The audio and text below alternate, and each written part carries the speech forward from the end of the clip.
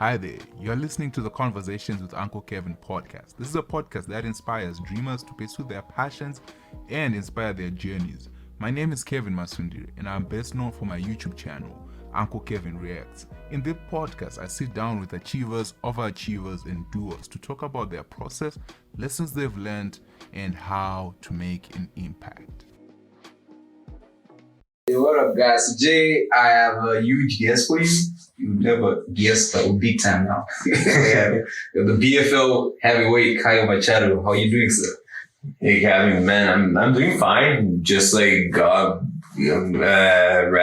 and getting back to train from the last fight. So couldn't be happier. Things are moving on. My baby's born in a couple of days. So exciting couple of days I'm having lately. How's it having the last days of no more resting? Oh yeah, I'm trying to enjoy as much as I can, but I don't sleep as much training and teaching. Like my life, it's like I'm at the gym all day, so it's gonna be harder on my wife for sure with the baby, but it will be. I know we'll have a couple of sleepless nights ahead of me, but important. It's like our family is growing and we're happy with that. You prepared? Oh, sorry, are you prepared for fatherhood? Or I gotta be right. I don't have many options. It's now or never, right? Just jump in. It's already there, so it's too late to say no. So nervous. Wow. Yeah, it should be awesome. So has having a baby changed your perspective on training and stuff? Like now, is it harder or is it the same motivation? I feel like for me, it was like gave me a timeline and like a bigger motivation to go on and make it happen. Because when we figured out about the baby, it was during COVID and I was trying to be fighting, but not there was no fights going on and all. So I knew like this year the 2021 coming, I knew I had to like fight hard and train hard to like get my spot and be able to get my career on track before the baby's born, or I have to like jump to a regular job or do something else, because if I'm not making money on fighting, I have to deal with a baby and all the expenses. That would be some trouble. But thank God and all the training we did.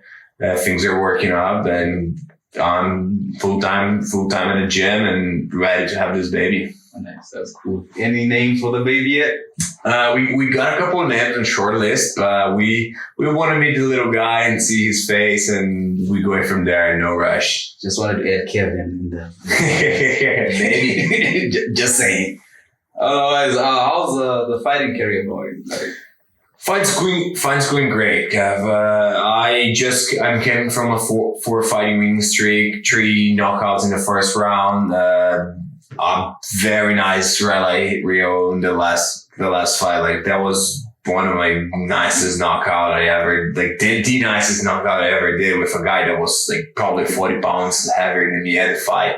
Everyone's saying like, I was going to the distance. I was just cooking and control the fight, and I took the big guy and put him down. And so that was great for me.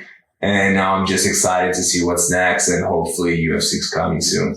Definitely. I remember when your fight started, like I texted my friend, I was like, how is this even legal? This guy is like twice your size.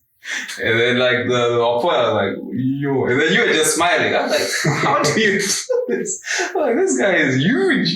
And then the camera pans to you and you're just smiling like, I'm going to take that guy down. But wow. So with the UFC, so are you planning on just going straight into the UFC, or do you have to do like that Dana White contender series, or is it? It's not about to me. If it was about to me, I would always be fighting the UFC. I feel like I want to be there. I feel I have the talent and the technique to be there. But like it's a matter to see like what the organization wants and expects from me. So I have my team, my managers and agents are all talking to the UFC right now, see where I'm standing on it, if I need another fight local, if I'm going to the contender, or if I get a straight shot. So right now I'm in a point that I need to wait and listen and see what the negotiations and the talk goes through and see where it goes. But if it's to the UFC contender or fight around, and I'll be ready for whatever, and I'm just want to keep fighting, keep the momentum going. Wow. What about, what's it called? What if they put you in what's it called? Tough Enough? Like the Ultimate Fighter? Yeah, the Ultimate Fighter. And then, I'm ready for anything anyone brings to me. I don't mind to go to the contender, tough, straight to the UFC. Like if they call me and wanted me to fight again tomorrow, I'll be ready for it. Like I just want to fight. I just want to keep going, and yeah, whatever comes, I'll be ready. But that'll be interesting because that's your style and like your body weight and size is like so totally different from the stuff you see in the UFC from the heavyweight. Like most of those heavyweights, like guys, did you just wake up and come to the show to fight? So is there anyone like in the UFC like I really want to fight this guy that I don't want to fight? No, that you want to fight like specific. I'll like there's different guys that want to. There's a lot of guys that want to fight for different reasons. Yeah. First of all, because of the reason you just said, like there's a lot of guys who are going just because they have heavy hands. They're there and they're making some knockouts and whatever. I want to go to the UFC to change that, to show the world like heavyweights can be technical and athletic, not just have big guys with heavy hands. So guys like Derek Lewis, Jairzinho, I can't say his last name. Yeah. But like those guys, they don't have much technique, but they have heaters. I'm hungry to like show those guys they're not ready to do real competition. Right. But like I honestly, Ngannou, Mioti, and of course Jones, like John Jones, he's the biggest fight ever, and until I get there and beat him, but he's the fight of my dream fight. It's getting the UFC heavyweight title from him. That'll be amazing. Yeah, John Jones, yeah, especially like I can see the trajectory because if he comes in, fights Ngannou, and then maybe you come in and all you need is like 2-3 fights, especially if it's highlights and you're right in the picture. You're right with John Jones. Yeah, man. Kev, honestly, that's my goal. Like, I don't want to just be another number on the UFC. If I'm getting there and I want to train and work to become the champion, I'm not just going to be another guy in the middle of the division. So if it's Ngannou, Stipe, Derek, Jones, I will be ready to get the strap. If I get to choose, Jones is my favorite fighter. I love his style. I love how he fights, and I try and I see myself with similar style, similar like body type, and I think that we can put some show. But you think Jones would still be as good as he was, like now with his bulking up and stuff? Like it's a trick position to go up in division, but like if you know how to do it and you're doing properly the way it seems like Jones is doing, he's not rushing that and just like not cutting weight. He's actually like putting muscle, not just weight. Yeah. So if he can make that transition and walk around like a solid 240, 245, or even like a 235, like anything between, but like solid with muscle and mass, not just like fat and like just a leg. If he do the proper transition, he will be a beast, like, and keep his speed. Like Ngannou won't fight him. Like he's a better fighter. Yeah, we're hoping Ngannou keeps winning because Africa gotta represent. Man, like I get it. And I love like that a lot more African fights are getting there, and Kamaru is amazing. Easy, it's like he dominated last fight. Right. But like if you're talking about raw like talent itself, like Ngannou, it's the scariest guy ever being in the cage. Like he's huge, he's massive, he has punching power, he has cardio. But like as an athlete, as a martial arts, Jones is a better fighter. Yeah. So if on my opinion and how I see this fight going, if Jones can do with the weight, I don't see Ngannou winning this fight, but like the dude punch hard, so and he can drop hand too. So that's the problem with you heavyweights. It's like you're one punch away. Someone can be losing the fight, but just one punch away. I saw a guy one time, like he was punched in the stomach, and then you could tell he was about to like literally go down, and then when he was going down, he just swung a punch and knocked down the guy. Then the ref stops the fight. This guy drops on the other side. Like, I'm out. Like, yeah, heavyweights. Yeah. What about wrestling, man? See, there's one thing I hate about UFC fights. When I see wrestlers fighting, it's like, this is the worst stuff ever. Like, I get it. It's a little bit boring to the regular fan, to the regular crowd, but like wrestling and grappling, like more specific jiu-jitsu, are like very technical and very like slower pace and different. It's a different aspect of the fighting that's important. That's like we need to have. No, it's not necessarily my style. I'm a striker. They have like that been working with wrestling and grappling, and I managed to work both. But like I feel having those techniques in the times, it's as important as being not or having no knockout power at all. Like you need to be aware of the entire game, not just one aspect of it. Like so the time that like if you're a black belt in BJJ or a black belt in Muay Thai, you're gonna be fine. That time is over. Like you need to be ready for everything. Yeah, because I like wrestlers. They strike.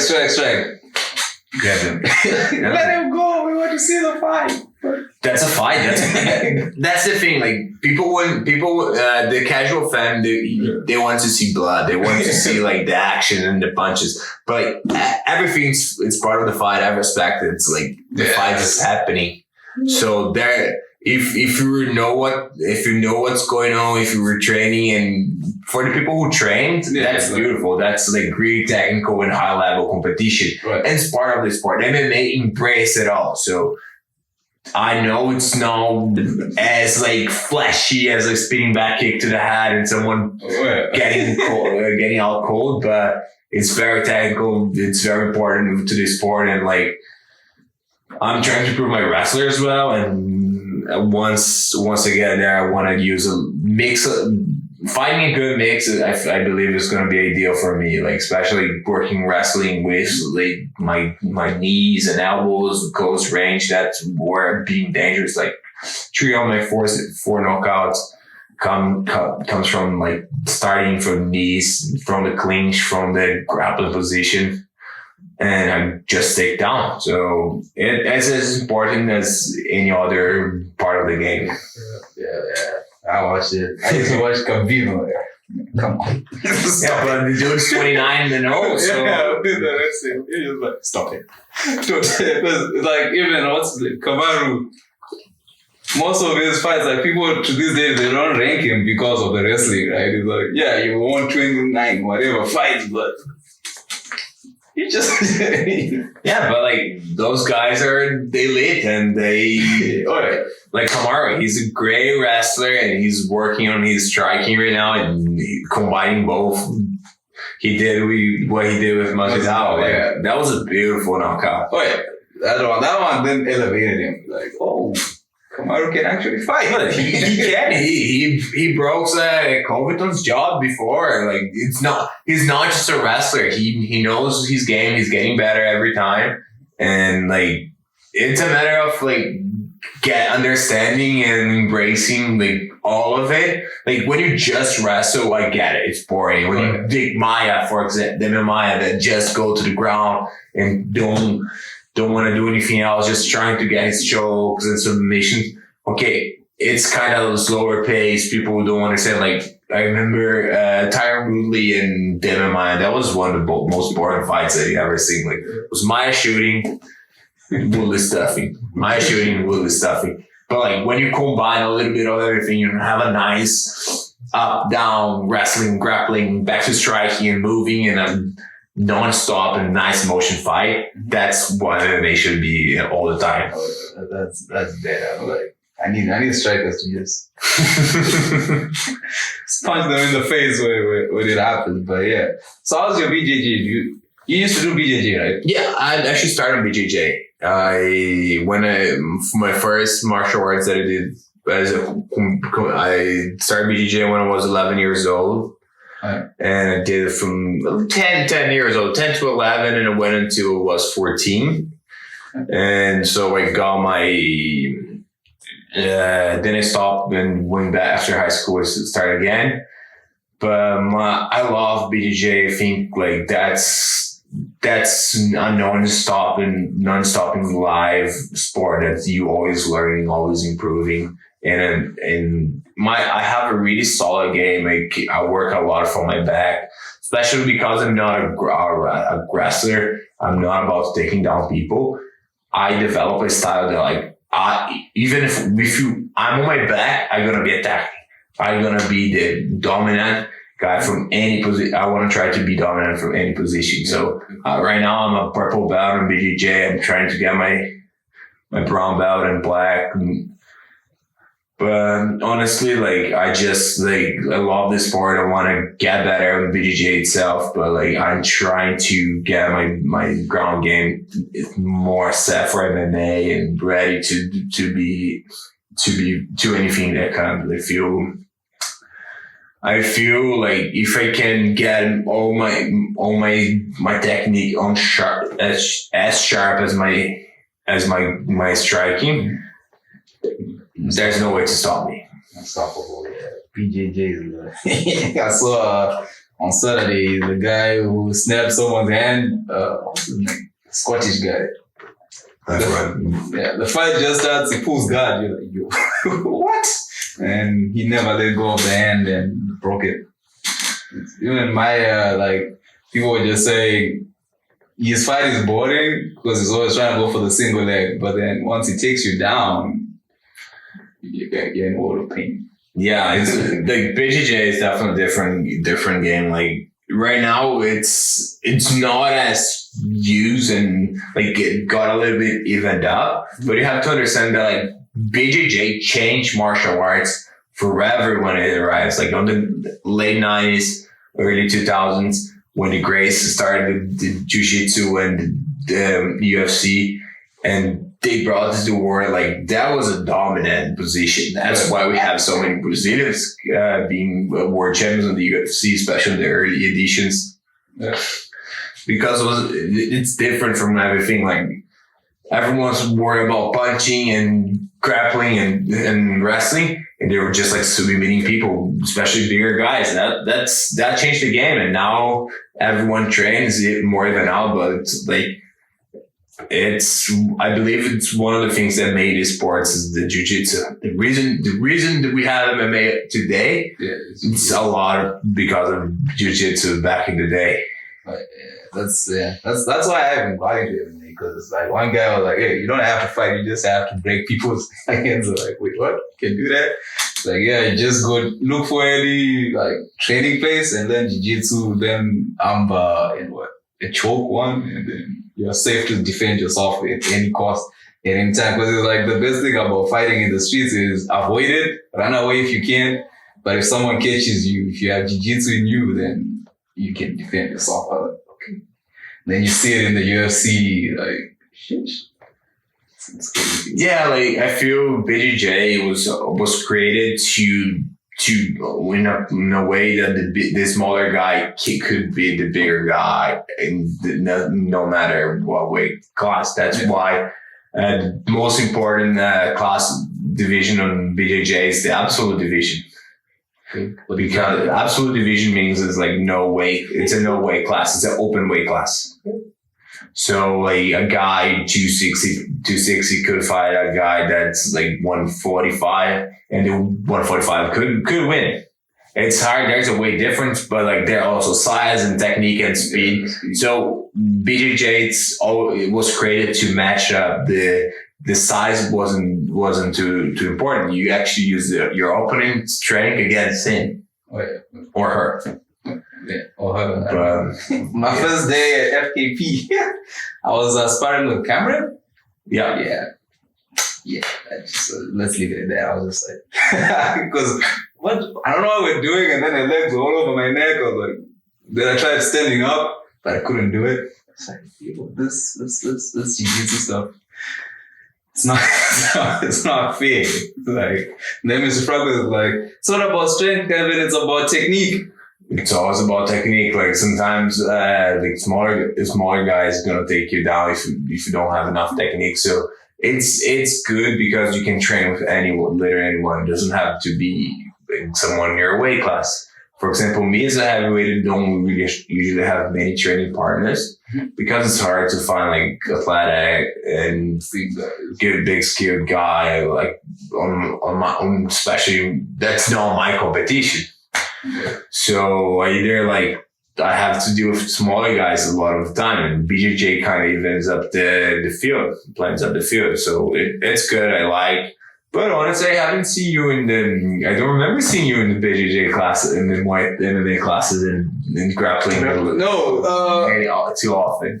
Yeah, I came like the first 2 weeks, but then I'll scrape my knees. I was like, this is not worth my time. Because every time I come, I live with an injury. I'm like, yo, I'm not trying to die. And then I like the Muay Thai more. That was easier. There was less pain. Yeah, like you get used to like.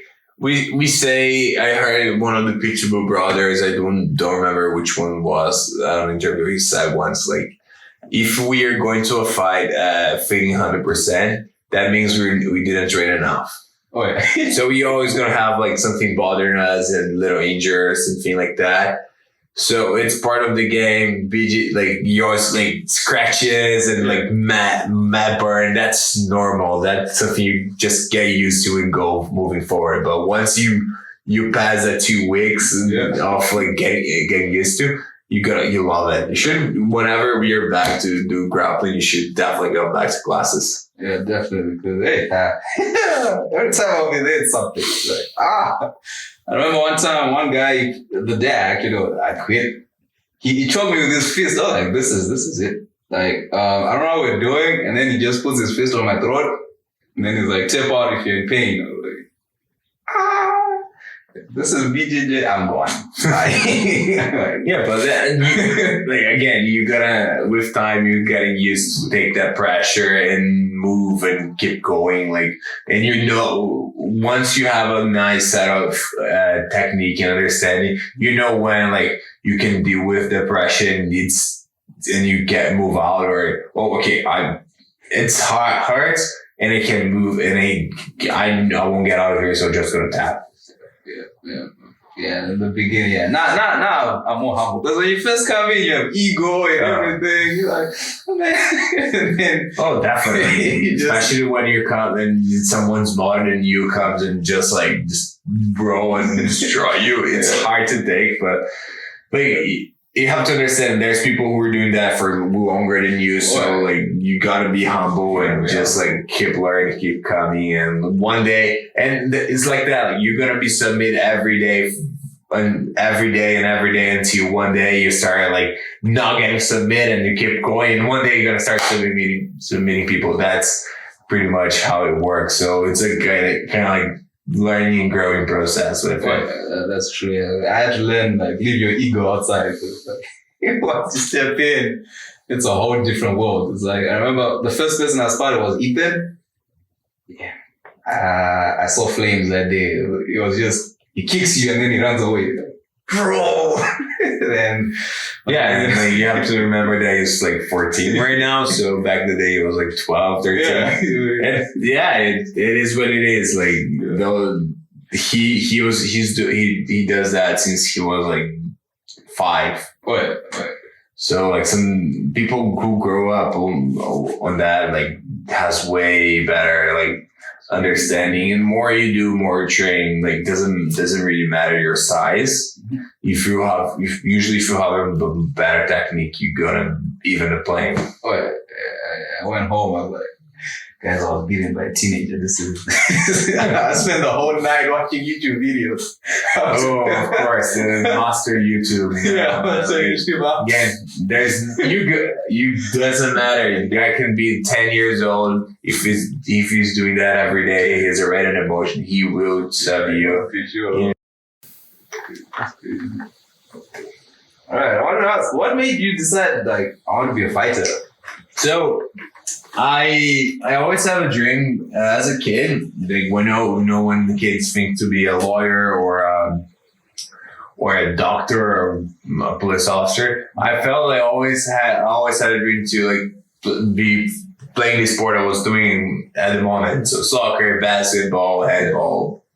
I always been really into sports. And I always like to, and since I was in 17, I've been competing for like Muay Thai, BJJ, for like regional, national competitions in Brazil, and was getting there. I like to compete. I'm a competitive person, so I always had the idea of getting one MMA fight to feel the experience. Because when I was at the gym, I was at the gym all the time to train and to do my classes and to be fit. All those guys, those MMA guys were training for their fights, and I started getting excited, and I always wanted to do it. When it came here and got the chance, they said, "Okay, let's do it. Let's see what it is about, and how that goes." And honestly, man, like when I got in that cage and they shut the doors, I looked at the guys, did a deep breath, and said, "That's it. What am I gonna do for the rest of my life?" I love that shit. Yeah. That's why you see me smiling in the cage. Like I'm having fun. That is my happy place. Right. Like you say, you go to a field or in the grass or in the forest. No, my happy place is the cage. Like, yo, how does one just decide I'm gonna smash people in the face for the rest of my life? But it's that feeling like you feel like the energy and like, okay, that's it. I'm good at this. That's it for me. I like being here. I feel comfortable. So let's just keep doing it. Keep doing it. Nice. And then like for your fights, I also noticed you cut weight though. Like you slim down. Like I think your first fight you were 240, 250. Now you slim down. Is there a reason to that?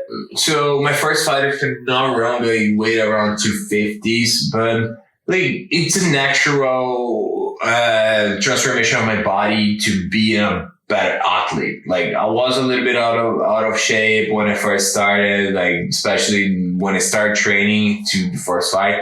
So I felt like I was always transitioning to, while I was improving my career, was also improving my my athleticism and becoming a better athlete.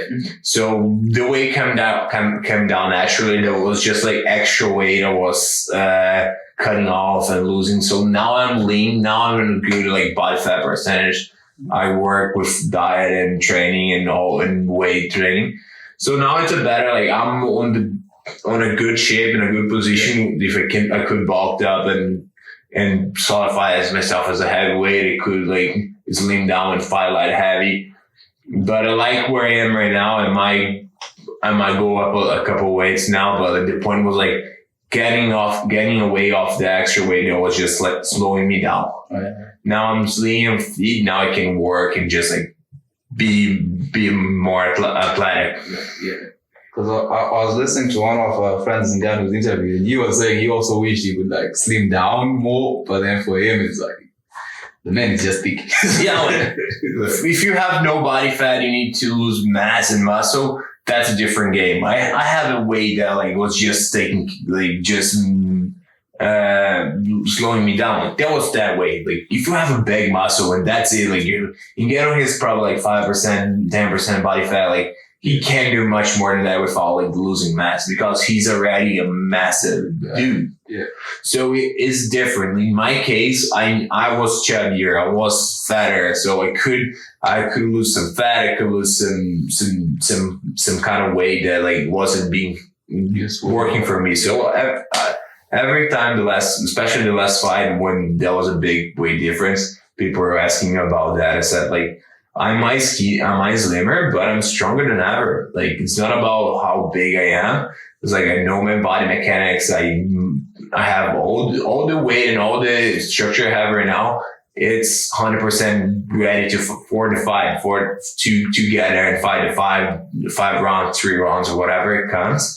Instead of having just putting an extra 10, 15 pounds, but like just that way, just gonna slow me down, make me tired easier. That's true. Yeah, that was interesting. And then when you're in the cage, like I hear coaches screaming. Do you hear it when you're fighting? Yes. Like I have a really good understanding and zoning out and like of what's going on around. So I have ADD, attention deficit disease, or whatever it calls it. I don't know in English probably, but because of that, I can't really pay attention to one thing. I can focus. My focus is shit, like we were talking right now, and I'm looking to here and there. Oh, there's a butterfly going on. Yeah. My focus is all over the place, and I kind of use that for MMA, where like I can focus on that. I try to focus on everything. So when I'm fighting, I notice the fighter, the cage, the space I have, the ref, what's going on with the timer, listen to my coach, his coach. And so I try to listen to everything. But like Mr. Franco and I, we have a really good understanding of each other and like we develop a nice bond. So like I listen 100% his instructions. He's a great coach and like and he has the best voice to be a coach. Like he knows how to project his voice as no one else I know. Like it's impressive. Like if you hear like you don't hear the other, if you see the transmission and on TV or Fight Pass or whatever you're watching, you're gonna hear him talking, but you're not gonna hear the other coach. It's because his voice is so loud and so like it's so much easier to hear. Right. So that helps you. Yeah, I remember in the last fight, he screamed, "There it is, Caio, there it is!" And then you step back and then you pop it. It was like, finish it. I'm like, yo, is there anyone else in this room? It's not one guy who could hear. Yeah, like again, that there. If you see, like he said, there it is. Even before I throw the punch, when he missed, we knew that was it. And we trained that kind of motion. That was an everyday training, getting out, sleeping, and counter. We knew he would come, Larson would come with big punches and trying to knock me out right away. Once I find my distance, I knew the fight was over and that was a matter of time. And we trained like getting out, counter, getting out, counter, getting out, counter. So when he missed, when he slapped and wasn't range, he said that was time to go. Like, you train with him, like Chris Franco is one of the best coaches in the business. He understands a lot of fighting, not just Muay Thai or BJ. He understands a lot of MMA itself. He's been doing that for a while. So I'm really happy to be with him and to be at FKP right now. I think like the way we're working there, we have a good synergy to like keep things moving in the right direction. Like he knows what I need to do to improve myself during the fight and what I need to change. He knows what I can do or not and what to ask of me. And I can hear him 100%. So it's a good bonding and good energy we have over there. How did you guys become a team, you and Mr. Franco? So like I came to train like a youth. Oh yeah? Yeah, like I had a couple more experience when I got there because I was training in Brazil, but I wasn't a competitor back when I started here. Like when I came to Canada, I came to school and I was, until I adapted myself, I wasn't training. So I gained a lot of weight. I was like 285 when I got FKP and I had some background and all like so I just jumped in and started doing for sake of like being healthy again and be active and always something I love to do. And like then I started helping Jaden with his camp. I did some tournaments and like it showed like that I had some potential. Then we kind of like Mr. Franco came to me and talked and asked me, "Oh, do you want to fight? Like I feel you have the excuse to do it." So, and again, that was always on my head and I just could say yes. And from there, we kind of like kept going and kept growing. And it has been 5 years, a little bit over 5 years since. Wow. And now he's a heavyweight. Yeah. He's good. He's good. The next 6 years, John Jones will be on your record. Yeah, that's it. And how's training with Mr. Martin? Like it's good. Like Jaden is is a really talented athlete. Like, unfortunately, right now he's recovering from his injury, but like he still managed to like work with me and do some sparring. Like, he's very technical, very fast. So, and he's a little bit lighter. He's faster than the guys he fights. So, if I can dodge his punches, if I can see what he's doing, like, it's gonna be way easier to see those bigger, slower guys moving. So that I use that on my favor for sure. Oh, yeah. Mr. Marty. The way he throws his fist is amazing. Like when he's explaining stuff and then you try to do it. Yeah, man. The dude's quick. He's been doing that for a while, and he's a great team partner, great coach, and yeah, like everyone at FKP is amazing. But those two guys are the reason I sticked around and stay there for competing and growing on the sports. The levels. So when you signed to the UFC, are you moving to Vegas? Definitely not. Like, my gym's here, my home's here. Yeah. Those guys are my family. Like, I don't feel like I need to be on any major like big camp right now. Like, if we get into UFC and we have the opportunity, we would like to bring I think we should bring some people here and there to help with sparring. But like, as a coach, I want to stick with Chris and Jaden. I want to be at FKP. Like, we started this journey together. We want to finish together. But so my base is going to be here. We might go together to train somewhere else. We might bring some people. But like, I think the best way to, like, if we got here together, there's no point to leave now. Like, let's not change what's working. But that's something I had easy say. It's like, the people who brought you to the dance, stay with them. Yeah, man. Like, it's just cool. And also, like, it's not that it's not working. Yeah. Like, okay, let's say some point we are not on the same page anymore, and it's not working. It can grow, or he's not. Was not work. If that relationship and things are not working anymore, I can part ways and go move on, and not move on, but like going somewhere else. But like, the way we are working now, I don't see any reason to move out. And like, I know I can get all the skills I need from here. Oh, yeah, that's true. And then I saw you train. No, I didn't see you train, but I heard you train with Arjun Buller, yeah. How was that? That was good, man. Like, Arjun is I think he's the top heavyweight in Canada right now, as ranks and like accomplishments. He's a guy that, like, he's an Olympic level wrestler, guy that has like fights on the UFC at once. So he brings a certain level of like experience and pressure that not many guys can do in the local scene. That no guys can do in the local scene. So it's good, because when I spar and when I train for a guy like that, I can kind of like feel myself, like, if I can do competitive with this guy, those guys that are in the same range, I can do that. So I can feel what level I am and how much I can grow on it. Also, like, having a different style, more wrestling based. I can work on my defensive wrestling and working on my game in a different way that I usually work at the gym. So it works out for me and works out for him. I think, like, both of us being the two heavyweights in Vancouver that they're moving on and growing now, I think working together, we can just like improve each other. We can going and getting bigger, better things every time. And then I want to ask, what are your thoughts on the MMA scene here in Vancouver?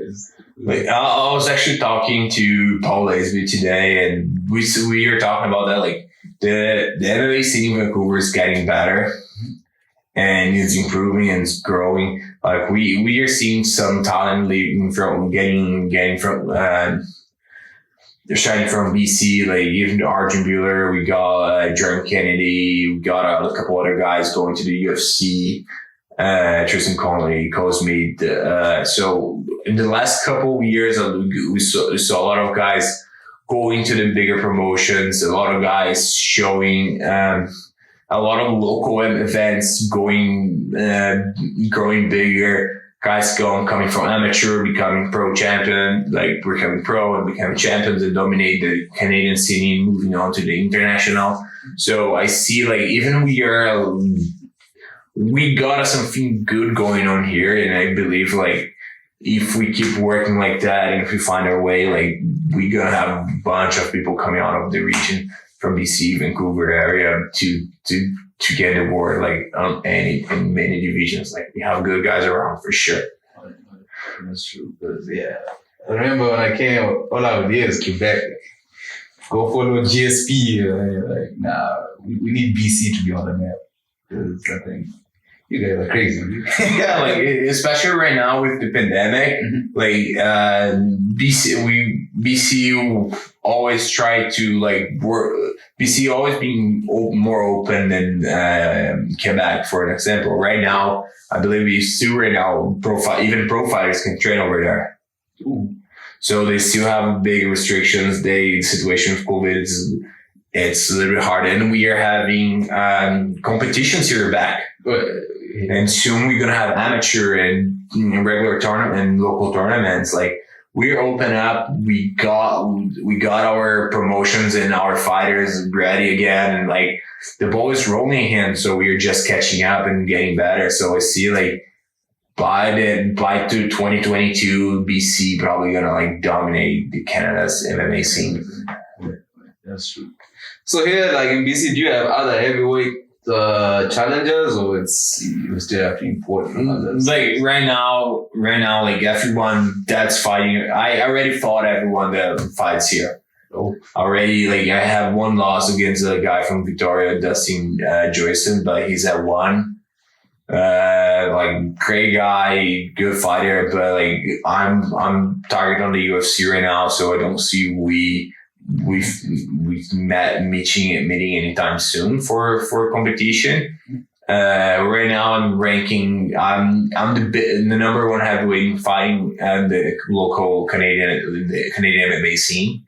So I don't believe there's any other like challenge for me right here. I always want to move forward. I want bigger, better things. Yeah. I feel I'm ready to the UFC. I'm ready. I want to fight the best guys, bro. Like it's about getting like that higher competition, getting better. Like if I see like I only improve when I have a challenge ahead of me. I'm a guy like that. Like if I get really comfortable and I get on my comfort zone if I don't get a challenge. Right. So I need like that steak of like that bone on the end of the steak to be chasing all the time. Someone to go for it. If I'm the biggest guy in the gym or biggest guy in the division, I'm gonna get lazy and not work as much. So I always want to get a new challenge, put someone else on my head. So right now I'm my set on the UFC. That's where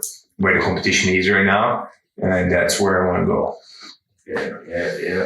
Uncle Dana. Yeah, man. So that's about time I prove it. But I fought everyone around here. Have coming from a winning streak. I'm young. Like there's so much guys that only have hands over there, and I have not just those same heavy hands, but I have technique, talent, cardio, and I'm a more complete fighter than a lot of guys over there. I feel I earned my shot and I'm ready to go.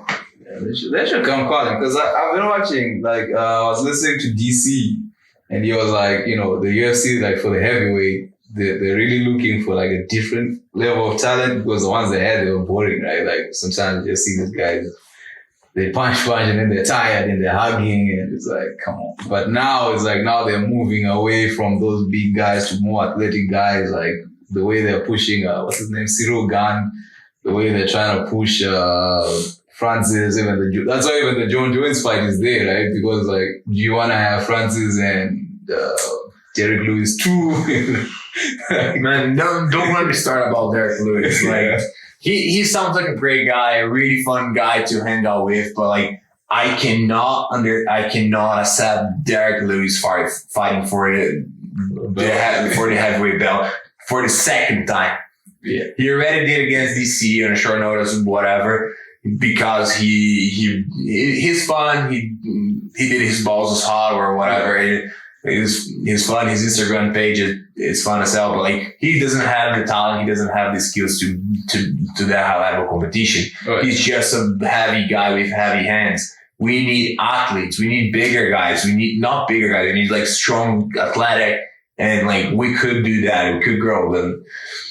I'm one of those guys. I'm ready to go. Like I could fight Derek tomorrow, yesterday, today. Like I would love to fight this guy because I want to prove like that heavyweight's about to change. Once I get there, I want to make a statement that like that shit of like just being heavy and work on and lay on your heavy hands, that shit not gonna fly anymore. At least not with me. We need you because the thing is, if Derek wins, Willis Francis, and then sorry, no, John Jones will just come in.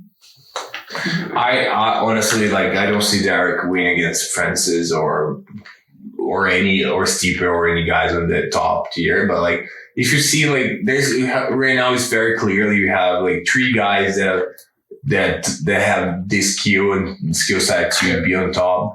That Francis, Stipe, and Jones coming up, and after that there's a like a big difference between them. Then you have like Derek Lewis and Jairzinho and like whoever's coming next. Like the heavyweight division, it's being boring the last couple of years in the UFC. Like just the shortest of competition. That's why I want to get there and just want to shake things up. But definitely, it should get you in. But I can see them calling you for tough because I think that's what they want to do. Though. Like next year, it'll make sense if because I don't think John Jones will fight this year, and then you do like a tough enough with John Jones and Francis as coaches, and then you have heavyweights, and boom, you guys have your own show. I want to say I hope to be there before it. Like I want to say when they announced the top that's on TV right now, they announced they were doing a new one. I really thought they were going to look for heavyweights because it's a division that doesn't have like is looking for talent, like needs new blood, needs new talent. So it was like every day looking, when they're gonna release the information about the division classes, and when they said middleweights, I didn't really understand because you have a good roster of middleweights in the UFC. You need heavyweights, you need light heavyweights. Why don't try to put those guys on? But right now, honestly, like I feel I have the energy, the capacity to be in the UFC by the end of the year. That's my goal, and like if I believe like if I don't go straight up, I feel like I'm gonna get a shot at the Contender Series like right away. And the Contender Series is just one day, right? It's one fight, yeah. Fighting you're in. Yeah, that'll be amazing. Because I just want to see you versus. I guess the first fight should be Greg. Is it Greg Hardy? Oh my god, he's so bad. Yeah, like he's okay. Greg Hardy is the opposite of those guys. He's a good athlete because he used to do football, but he's not a fighter. So like seriously, guys, like I'm here, I'm ready, I'm waiting, and guys like those, like I can't wait to go there and beat the shit out of those guys. That'll be your first fight, and then who they have for the second. That's the thing. I don't even know their names. I can take anyone, anywhere, anytime. Like, hopefully, like I wish when things open up, I wish you could get a card in. I feel my gut. I feel like have the feeling like we're gonna have a BC card soon at Vancouver UFC, and like This year. Hopefully, like by the end of the year, it would be really awesome to like get in that show if that happened. Yeah, it's possible because isn't BC like they're opening up? Yeah, like we are supposed to be open by September, and like if you make the math, like September, UFC always been to Canada, and you're only doing like shows in Dubai and in Abu Dhabi and States. With Canada opening a market that's already like familiar with the UFC, it's gonna be full crowded. I don't see why they not. It's closed in the States. I don't see why they don't come here by October, November. And like, if fighting at home, like Brazil, I'm from Brazil, but like my fighting home, it's here. Like all my fighting career has been here, so I would love to fight in Vancouver. Like I want to fight in Brazil for sure, but like I want to fight if there's a card in Vancouver and I'm not there, then we're gonna have some. Then I better be in that card for sure. Which one you prefer, BC place or Rogers Arena?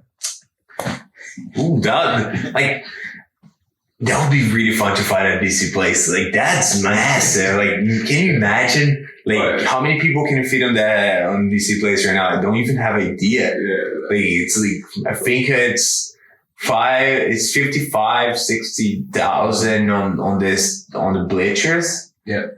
But if you put like the ground as well, you could get like 80,000 people there. That would be awesome, right? Yeah, that would be the best. Especially when people are told it's from Vancouver, it'll go crazy. Just knock the guy out. But that's that thing. Just don't knock the guy out in 20 seconds. That's like, come on. Like I always say, I never go to a fight with a rush to finish. Right. Like as long as I'm there, I'm having fun, I'm doing my game, I'm doing my thing.